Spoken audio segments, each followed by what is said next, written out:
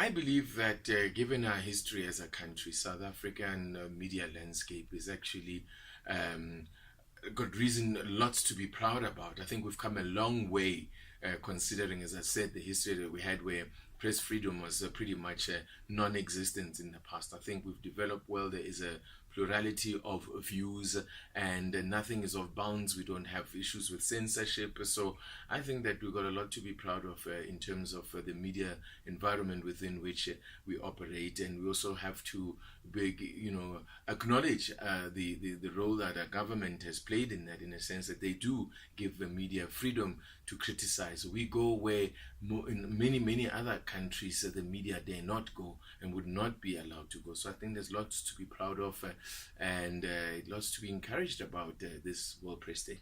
I believe despite some challenges that South Africa still faces, I think that we have a lot to be proud of. Working as a journalist, I feel I have the freedom to say what I want to say, to report things as I see it, based on fact. There's areas to improve. We still face some challenges, but overall South Africa can be really proud on this day. I think in South Africa we're sometimes a little better off than elsewhere. We don't have some of the draconian laws. We don't have some of the restrictions that other journalists face in their spaces, in their countries, elsewhere in the world. But with that also comes, and it's the element of reflection, where we've just got to ask whether in our space we're still doing what we should be doing, whether we're still the disseminators of news and information, whether we're journalists, whether we haven't crossed lines. I sometimes just feel that not enough in this country is done to empower the next stage. It's really important that we observe this day and that we also acknowledge the work that journalists do.